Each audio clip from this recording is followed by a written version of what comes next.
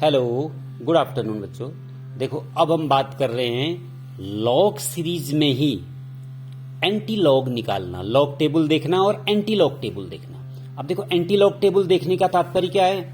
इससे पहले मैंने आपको बताया था कि किसी लॉग एक्स का मान कितना होता है, इसको कैसे लॉग में देखते हैं।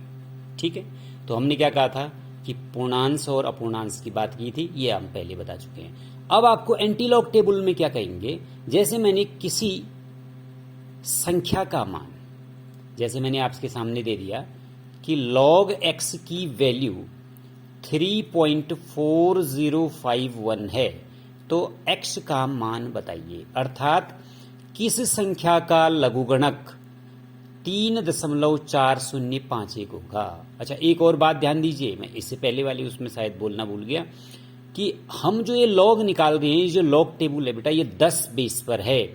किसी भी लॉग का मान उसी आधार पर 1 होता है। लॉग एक्स का मान एक्स बेस पर 1, क्योंकि इसके फॉर्मूले हैं बराबर log m upon log n होता है, तो log m upon log m करेंगे तो 1 कट जाएगा। वो कभी डिटेल में अगर पूछना है तो फिर बात करना लघुगणक के बारे में। अभी मैं केवल लॉग टेबल की बातें कर रहा हूँ।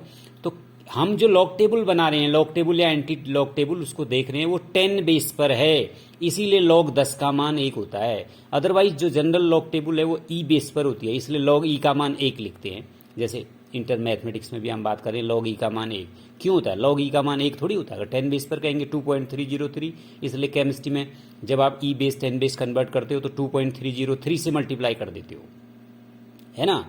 तो इसीलिए वो कोई कहीं बाहर से नहीं आया है वो, ठीक है ना। तो हमारी जो लॉग टेबल है हम 10 बेस पर देख रहे हैं, इसीलिए आप जब भी कैलकुलेशन में प्रयोग करें तो नेनस्ट की इक्वेशन या जो भी आप इक्वेशन यूज करते हैं वो 10 बेस पर होनी चाहिए। अदरवाइज आप लॉग की वैल्यू रखेंगे भी तो गलत हो जाएगा। ठीक है, तो सबसे पहले बात करता हूं एंटी लॉग टेबल में।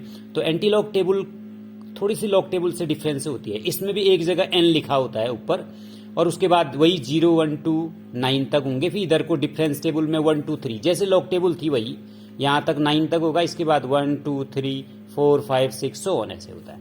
सिर्फ n के नीचे वहां पर क्या था लॉग टेबल में, वहां था 10 20 10 11 12 13 ऐसे था।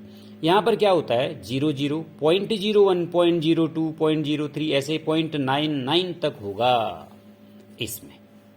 ओके, अब आप क्या करेंगे, जैसे आपको मैंने यहीं पर लिखा आपके सामने एक पॉइंट लिखा कि log x बराबर 3.4051, यानी कि आपने क्वेश्चन में रखा, आपका उत्तर आ गया log x बराबर इतना। अब आपको ये बताना है ये x क्या है, अर्थात कौन सी संख्या के log का मान 10 आधार पर 3.4051 है। ये एंटी लॉग टेबल है, ये लॉग टेबल में नहीं मिलेगा, एंटी लॉग टेबल की बात कर रहा हूं मैं, जिसमें ये लिखे होते हैं। लॉग टेबल में तो 10 11 12 हैं, इसमें 0.01 0.02 ऐसा है।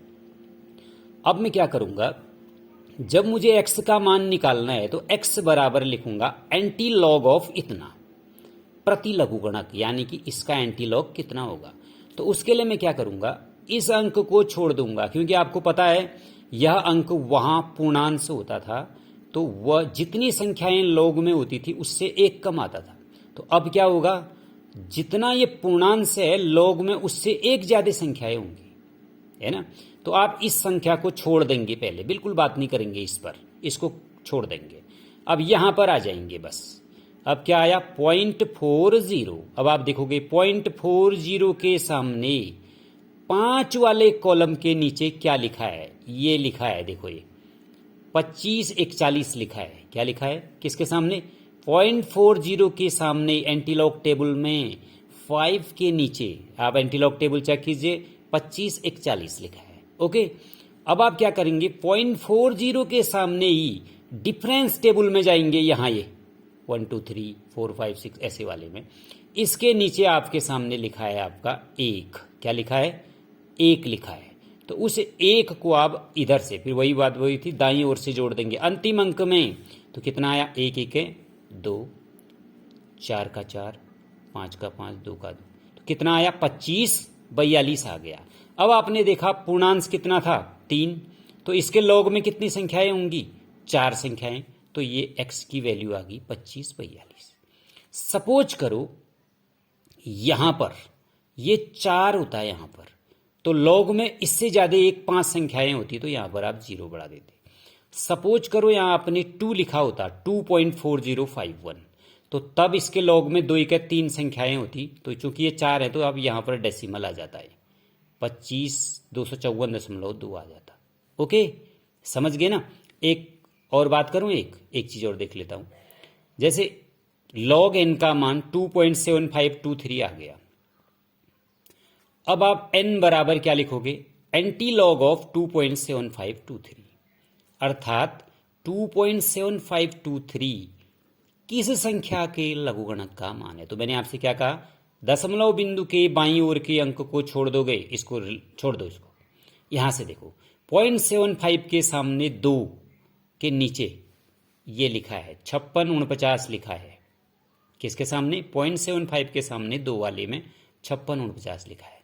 अब आप 0.575 के सामने डिफरेंस टेबल में जाओगे, उधर लास्ट में 3 के नीचे 4 का अंक लिखा है, तो इसको जोड़ दो, तो ये आ गया आपका 9 4 13 का 3, 4 1 5, 6 का 6, 56 53 आ गया।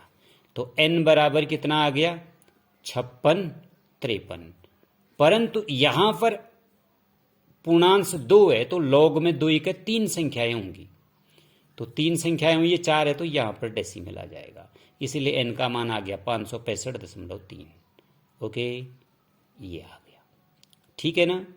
तो इसी आधार पर देखना है। अगर 2-3 संख्याएं हैं, जैसे x बराबर किसी का एंटी लॉग सपोज करो इतना है, ये 2.2123 इतना ही है, तो कोई प्रॉब्लम नहीं। क्या करूंगा, इसको तो छोड़ देंगे, 0.12 के सामने 3 वाले में देखना है, बस डिफरेंस टेबल है ही नहीं, 3 ही अंक हैं, 0.12 के सामने 3 वाले में, माना 4 5 1 2 लिखा है सपोज करो, तो आपने क्या करना है, बस हो गया उत्तर यहीं पर। अब सिर्फ ये पूर्णांश 2 है तो संख्याएं 3 होंगी, तो 451.2 उत्तर, बस, ठीक है ना। कंफ्यूज हो रहा है थोड़ा सा, एंटी लॉग में लॉग में कुछ भी कंफ्यूज नहीं करना है यार बेटा। देखो ये दोबारा से एक बार रिमाइंड करा देता हूं। माना किसी संख्या के लॉग का मान लॉग एन बराबर 3.7518 आया है। अब आपको बताना है n का मान। अब आपको ये बताना है कि n बराबर, तो आप लिख दोगे एंटी लॉग ऑफ इतना 3.7518, यानी कि यह किस संख्या के लॉग का मान है। तो क्या करोगे, इस 3 को छोड़ देना है, 0.75 के सामने 1 वाले कॉलम में क्या लिखा है इसको देखोगे, माना लिखा है 4518 लिखा है, ये हो गया। अब लिखोगे 0.75 के सामने 1 वाले में लिख दिया ना। अब 0.75 के सामने चौथा अंक क्या होता है, मीन डिफरेंस का, उधर देखोगे डिफरेंस टेबल में 8 के नीचे क्या लिखा है, ठीक 0.75 के ही सामने, तो माना वो अंक 5 है या 11 है, तो 2 ऐसे यहां से लिखोगे, लास्ट से स्टार्ट करना है। तो 5 है तो 8 5 13 का 3, 1 1 2 5 4, तो कितना आ गया 45 23।